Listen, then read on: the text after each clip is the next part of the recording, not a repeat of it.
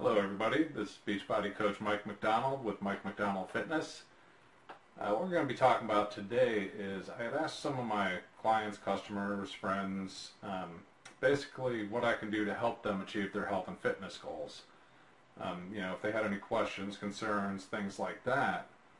Well, the majority of the questions that I got asked that people replied to were, kind of on different topics but similar. It's mostly dealing with motivation. How do you get motivated to do the workouts? How do you get motivated to eat properly? How do you fit the time in to do these things?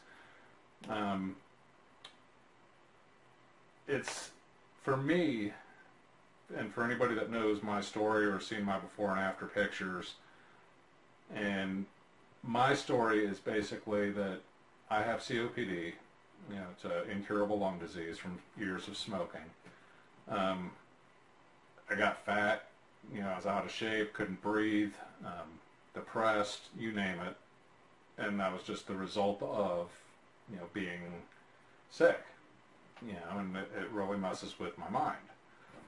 So after I began the workouts and, trying to eat, more nutritiously, things started to change, and for me, it was a matter of deciding what I really wanted to achieve, what my goals were, how I wanted to feel about myself, how I wanted to feel health-wise, and then knowing that I had to do certain things to reach those goals.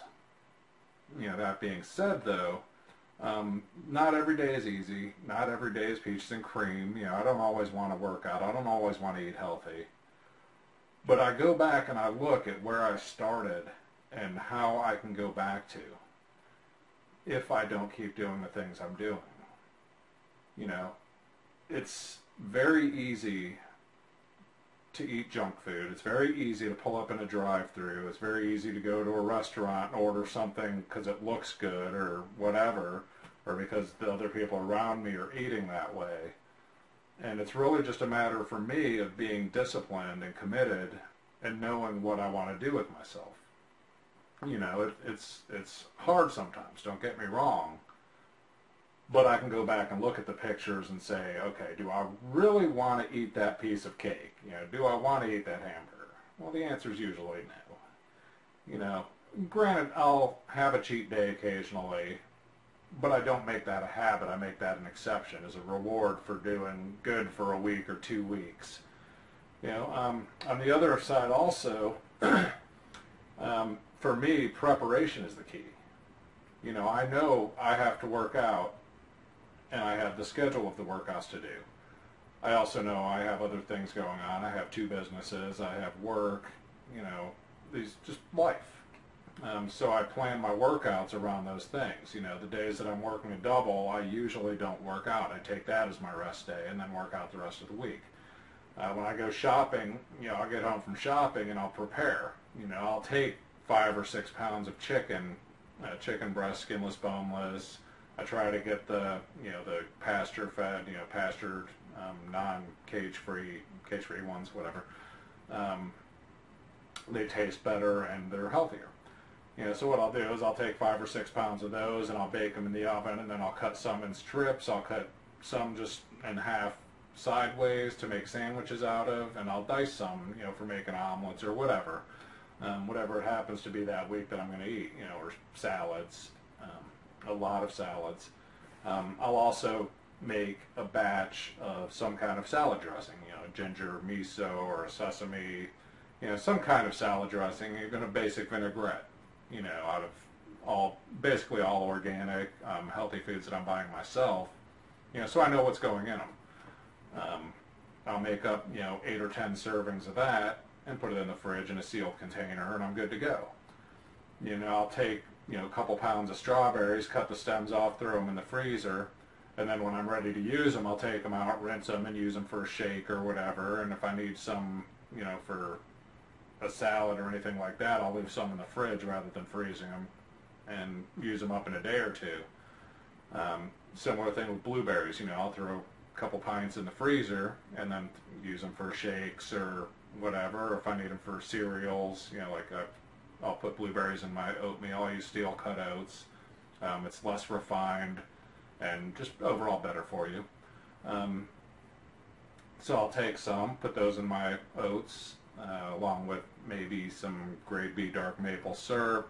Might throw some bananas in there, some walnuts. There's all sorts of different things that can be combined with it. And I'll also cook up quite a bit at one time, and then the next day I can just reheat what I'm going to use. Similar thing, pretty much for all vegetables. I'll prep up as much as I can ahead of time that's not going to go bad, and then what can be frozen I'll freeze, what can't, I'll try to use as quick as possible. Really, that's about it. It's about being prepared to make the rest of the week easier. I might spend an hour prepping food one night, but then I'm set for most of the week, other than, cooking different things so I can have some variety during the week. And it seems to work out pretty well. So that's basically how I do it. The other part of it also is, as a coach, I have to be an example to other people.